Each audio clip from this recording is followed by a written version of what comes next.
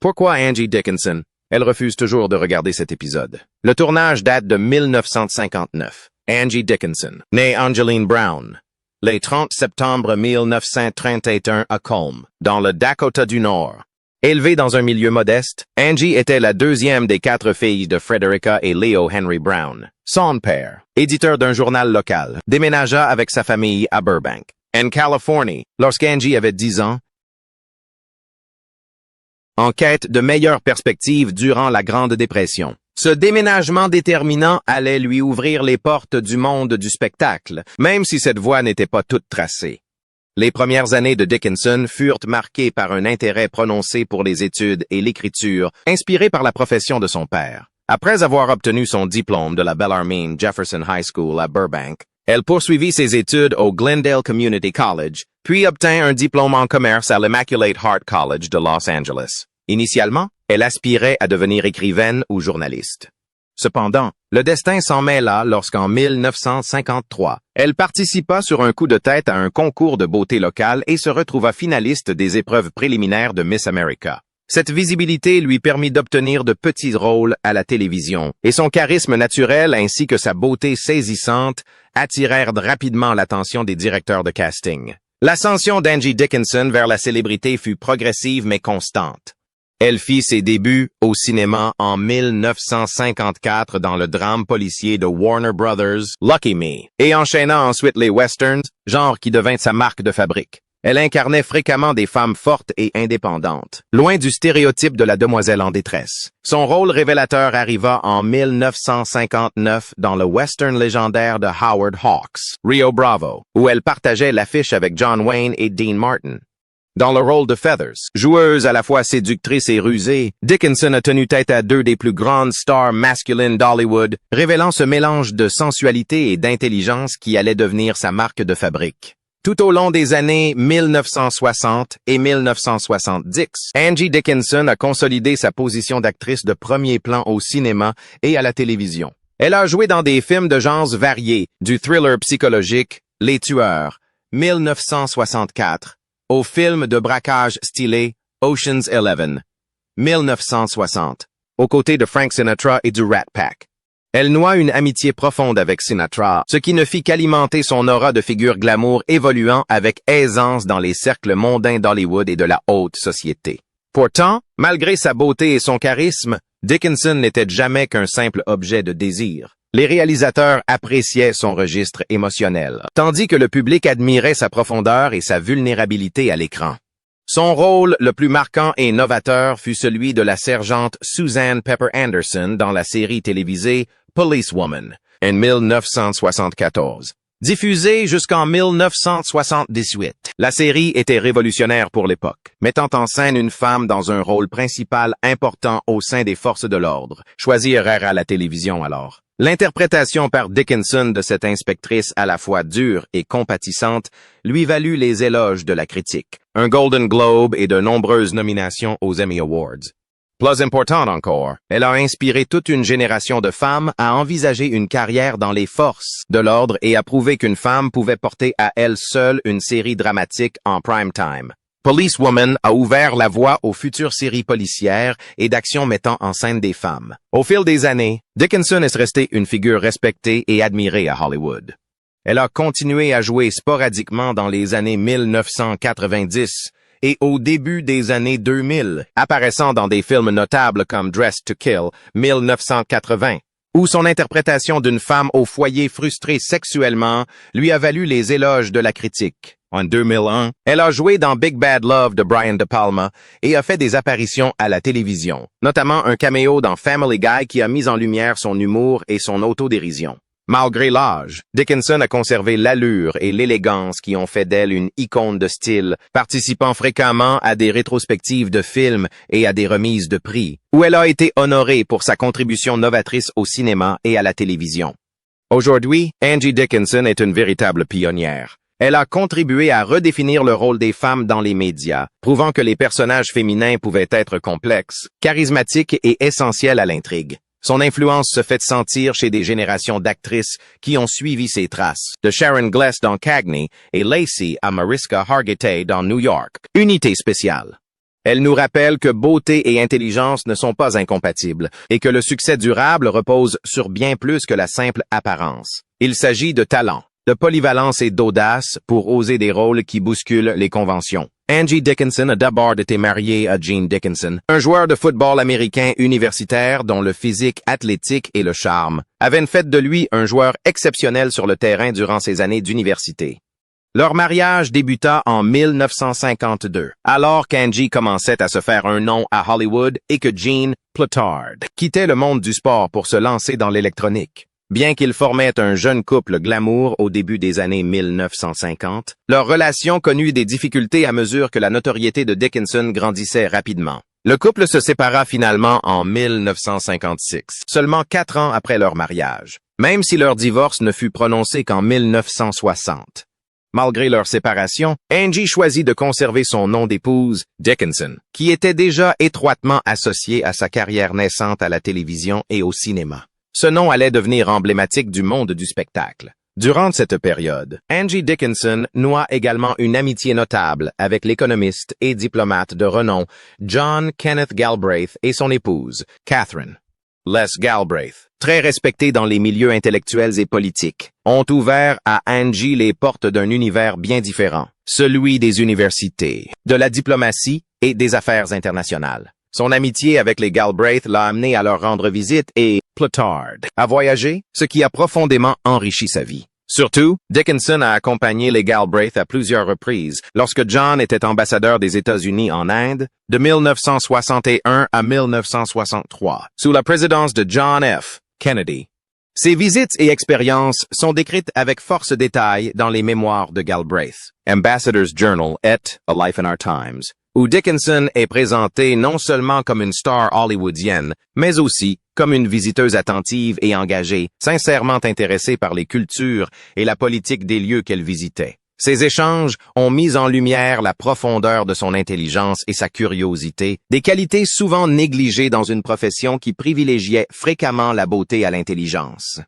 En 1965, Dickinson se remaria avec le célèbre compositeur et parolier Burt Bacharach, figure majeure de la musique populaire américaine. Auteur de nombreux tubes intemporels et collaborateur d'artistes tels que Dionne Warwick et Dusty Springfield, Bacharach apporta à Dickinson une créativité et une innovation musicale exceptionnelles. Ensemble, ils formèrent l'un des couples les plus glamour et médiatisés de l'époque, apparaissant régulièrement dans les pages des magazines Life, People at Time.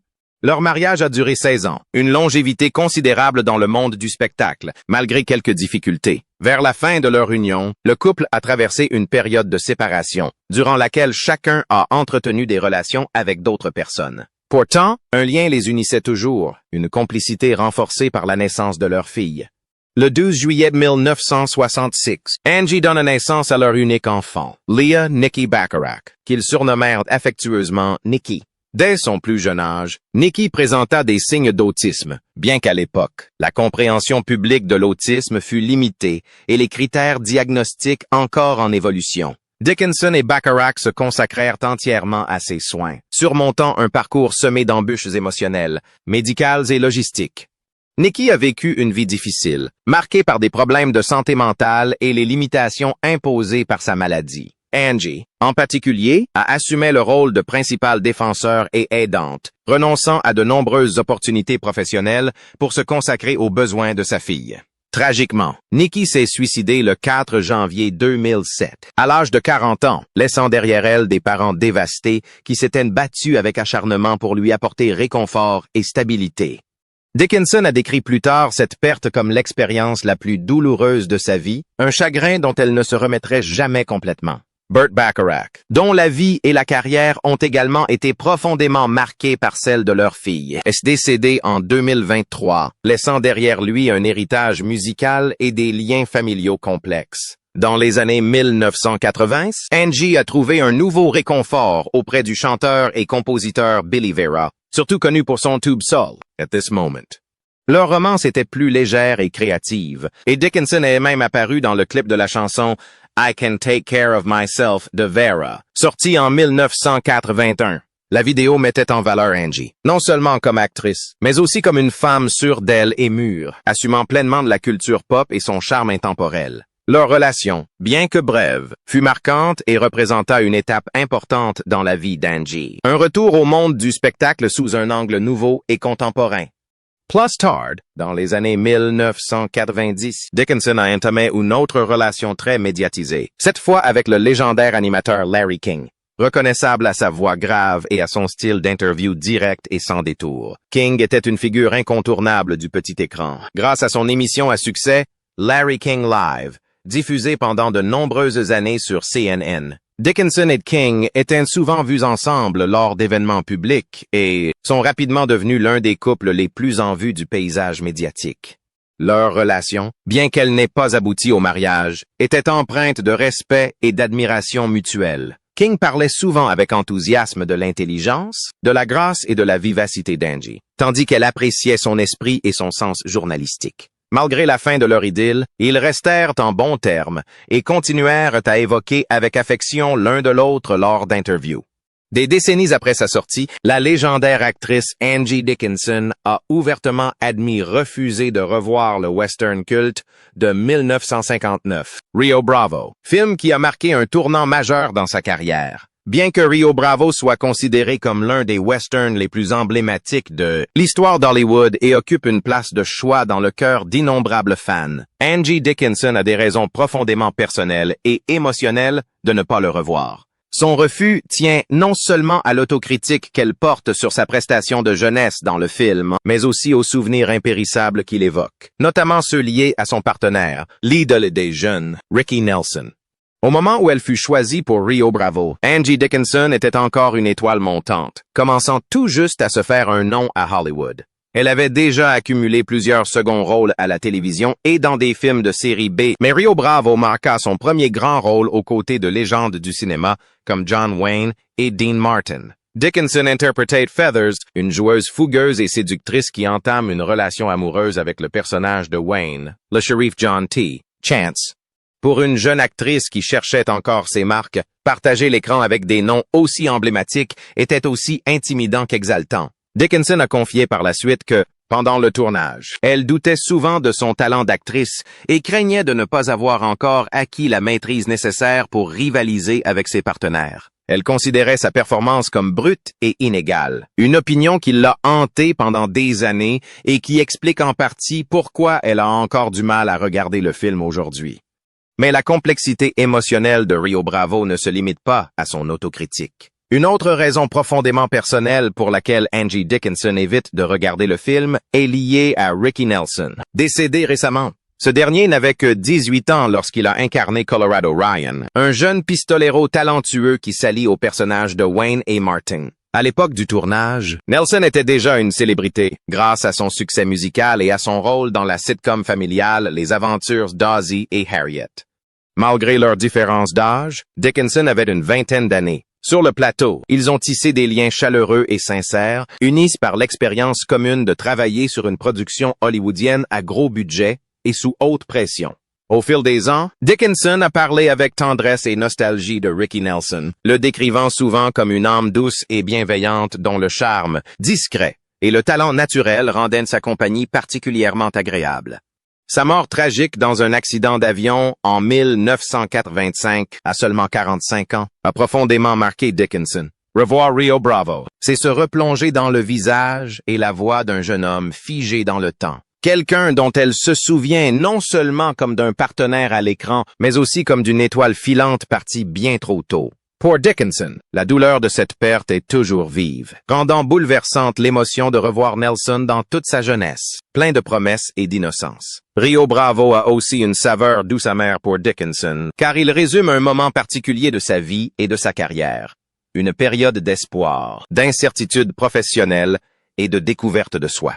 Revoir ce film, c'est se replonger non seulement dans les moments de gloire passés aux côtés de légendes comme Howard Hawks, John Wayne et Dean Martin, mais aussi dans les doutes et les incertitudes qui l'assaillaient. Jeune actrice, dans un milieu alors dominé par les hommes, cette expérience, bien que fondamentale pour son succès futur, restait douce amère, un rappel du chemin parcouru et des épreuves endurées. Ainsi, tandis que le public continue de célébrer Rio Bravo comme un chef-d'œuvre du western, Angie Dickinson, elle, a fait la paix avec ce passé. Pour elle, c'est bien plus qu'un simple film. C'est une capsule temporelle profondément émouvante, emplie de triomphes personnels, d'insécurité persistante et du souvenir lancinant d'un jeune homme disparu trop tôt. C'est pourquoi elle continue de ne jamais revoir cet épisode de sa vie.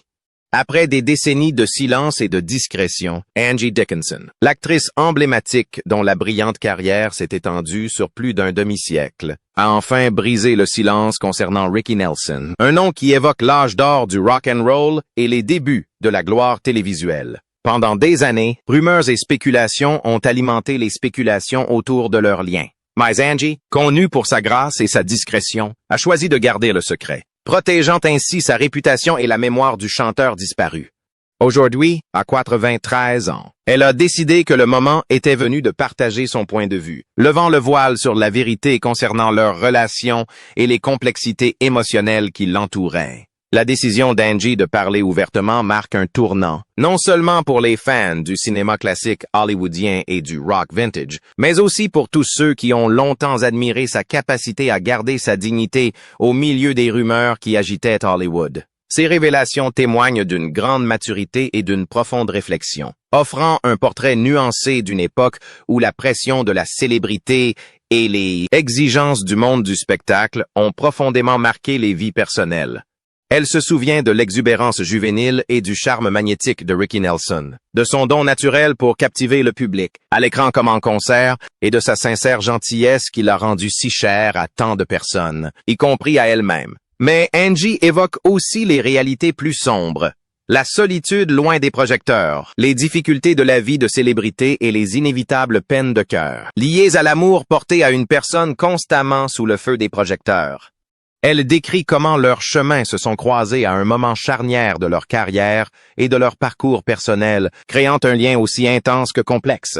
Ces réflexions explorent les défis qu'ils ont relevés, les malentendus survenus et le profond respect qui a perduré même après que leur relation soit entrée dans le domaine du souvenir. En se livrant enfin, Angie rend un hommage sincère à Ricky Nelson, non seulement comme un artiste légendaire, mais aussi comme un être humain qui, comme nous tous, a connu l'amour, le deuil et la quête de sens.